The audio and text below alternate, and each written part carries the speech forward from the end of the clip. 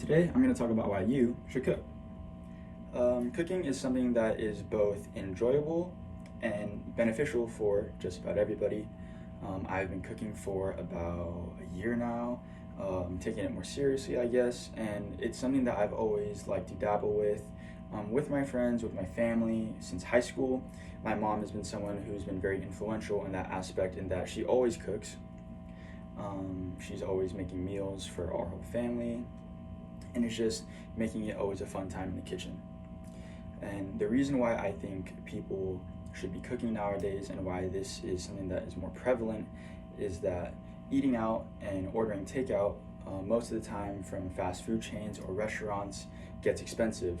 Among that, the food is also filled with oils and saturated fats that are just hard for your body to process. And these oils and fats can subtly increase a person's caloric intake more than what they would likely be accustomed to. And this can lead to a lot of adverse health effects like obesity and heart disease, and reasons for why these are two very important issues in America specifically is that heart disease is the number one cause of death in America, and that 42% of adults in America suffer from obesity. And my last reasoning for why you should cook is that cooking can help you understand people around you by building stronger connections with other people, and by actually helping you learn about other people's cultures as well. So my first point about how cooking can be beneficial for you is that it can save you time and money. You know, eating out is expensive. Whenever you go out to a restaurant, you're probably going to drop around $25, not even including tip. And then you'll also have to just eat the food that has a bunch of oils and saturated fats, so afterwards you might not even feel that great when you're done with your meal. That's not even counting in dessert. But a study found by or published by GetNux Market Data in 2023, and an article from Aaron Lowell concluded that the average American spends around $3,000 a year, and that number can actually be higher in some cases, and around $300 a month on food outside, that be from takeout, from restaurants, fast food, anything of that sort. And $3,000, or let's call it 35, is a lot of money. You know, that can be enough for someone to pay multiple months' rent. They can buy a new car, or they can just save money for something that they actually want to do. Maybe they've been saving it for a big trip and just haven't had the money to, actually go on that trip. By cooking at home and making your own meals, you can definitely save a lot of money that way. And a way that you can save time is by meal prepping. I assume most people know what this is. It's just the act of buying foods. It doesn't have to be in a massive bulk, but it's just buying foods, let's say at the beginning of the week, ingredients, and just making your meals, and then putting it in a container to store. Could be in the fridge, preferably, so then it stays fresher longer.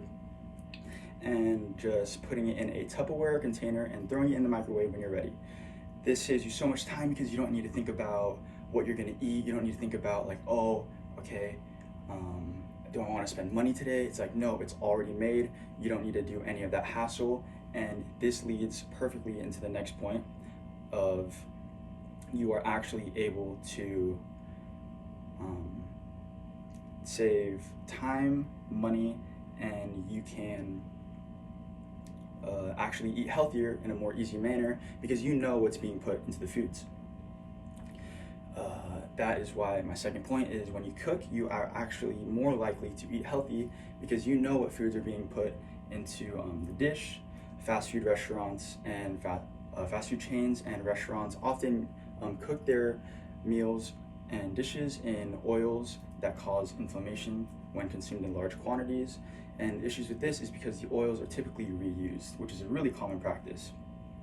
Saturated fats cause inflammation, leading to clogged blood vessels and contributing to the increased obesity and a heart disease rate. Restaurants often, as I've said before, reuse their oils, which can lead to health issues due to the production of toxic byproducts over the heating up of the oil. Now, a study by Rekhadevi Venkata and Rajgopal Subramanian in 2016 concluded a study that really highlighted all of the adverse, or not all of it, but a lot of the adverse health effects that are not being discussed in the media today or just by people in general. Consumption of food cooked in such repeatedly heated oils pose a serious threat hazard due to the formation of a few nutritionally undesirable products. It was also proven that fat content in food and cooking at high temperatures significantly contribute to the formation of mutagens and cause cancer in different target sites. Moreover, thermally oxidized lipids enhance peroxidation of membrane macromolecules, contributing to their mutagenicity and genotoxicity, which could potentially lead to carcinogenesis.